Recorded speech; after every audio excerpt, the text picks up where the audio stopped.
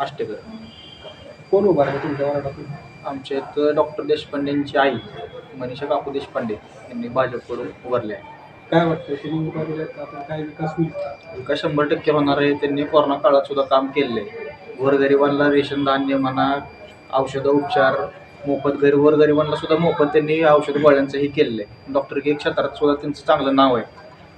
एखादा आमच्या वार्डातलं गोरगरीब कोण गेला, त्यांच्याकडे पैसे असू दे नसू दे, त्यांनी आत्तापर्यंत कोणाकडून पैसे सुद्धा घेतले नाहीत.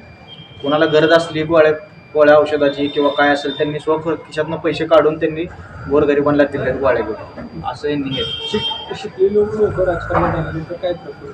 शिकलेले लोक किंवा स्टँडर्ड लोक चांगले राजकारणात आल्यावर हा विकास हा 100% होणारच आहे. डॉक्टरांचं काम म्हणजे त्यांच्या वडील त्यांच्या आजोबांपासून त्यांचं काम चांगलंच आहे. यांनी जर राजकारणात जर उतरले किंवा नगरसेवक झाले तर भविष्यात आमच्या वार्डात जे काही समस्या सगळ्या पूर्ण दूर होणार आहेत. काय समस्या आता वार्डात तर काय समस्या नाही आहेत, पण अजून जी काय आहेत पाण्याचे प्रश्न म्हणा सगळे डॉक्टरांच्या माध्यमातून त्यांच्या शुद्ध पाणी मिळेल. सगळं तुम्हाला गोळ्या औषधाला सगळी सुविधा होईल. सगळं होईल. तुमच्या इथे कचरा कोंडी होती म्हणजे त्याचं काय?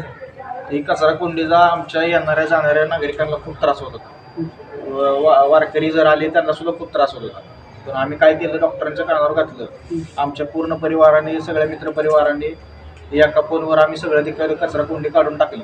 त्याचा नागरिकांना पूर्ण त्रास होता. पूर्ण म्हणजे घाण म्हणजे तर बायकांना सुद्धा चालत सुद्धा जाता येत नव्हतं तिथून. आणि पूर्ण आमचं प्रदक्षिणा मारावी. तिथून वारकरी येते आणि इथं आमच्या इथे 4-4 महिने सप्ताह बसतो.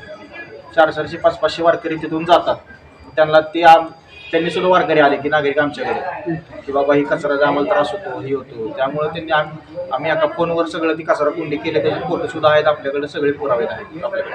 आपण काम केलेलं आहे तसं.